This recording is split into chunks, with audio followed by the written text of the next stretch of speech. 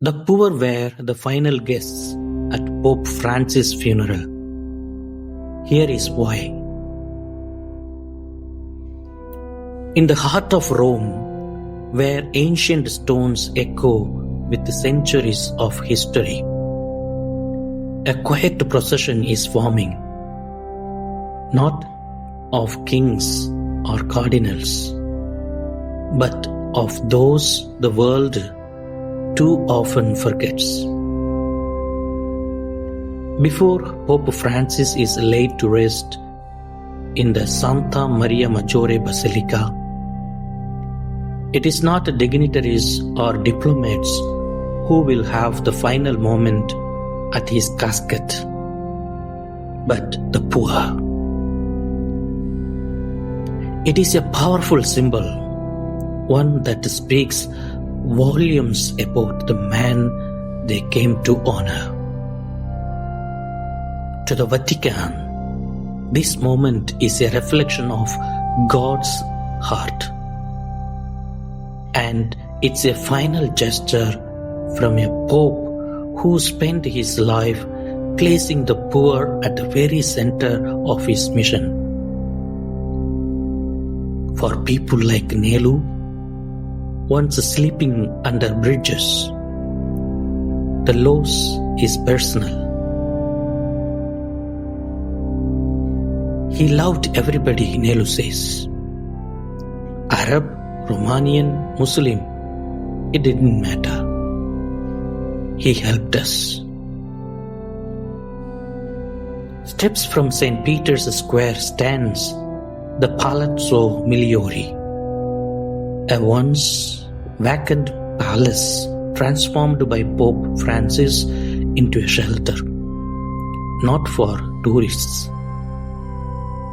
not for the rich, but for Rome's most vulnerable. He said it would be a hotel, recalls director Carlo Santoro, but not for the wealthy, for the poor. Because the poor deserve places like these. Within its walls, dozens find a warm meal, a safe bed, and dignity. Photos of the Pope smile down from the walls, but it's more than pictures. It's presence. His compassion still lingers in every room. Pope Francis visited just once, but they say his spirit never left. Outside the streets of Rome tell another story. More than 22,000 are homeless here. Many sleep within sight of the Vatican's great dome, and yet they too felt seen by him. During the darkest days of COVID, as the Pope stood alone in a rain-soaked St. Peter's Square, delivering his historic blessing, the residents of Palazzo Migliori prayed along with him from their terrace.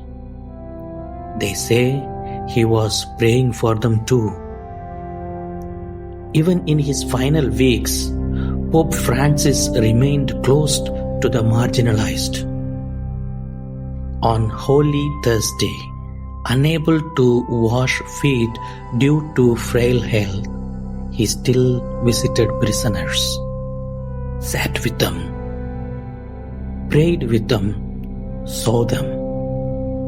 Fabrizio Salvati, a regular at the shelter, remembers sharing a lunch with the Pope in 2022. This Pope has gone far, far beyond, he says.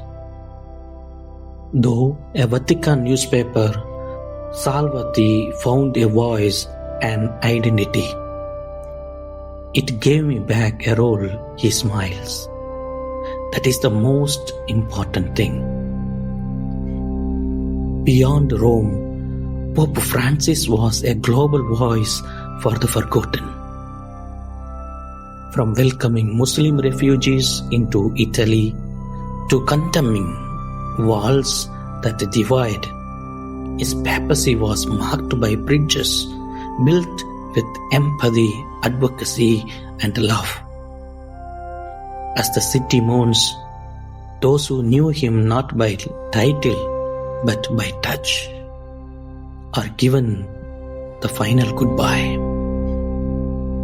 One man, leaning on a cane, carries a clear plastic bag and a postcard of the Pope. He raises his voice, breaking the silence. "Long live Pope! Long live the Pope!" he shouts as he walks away. And in that cry, in that moment, Pope Francis lives on.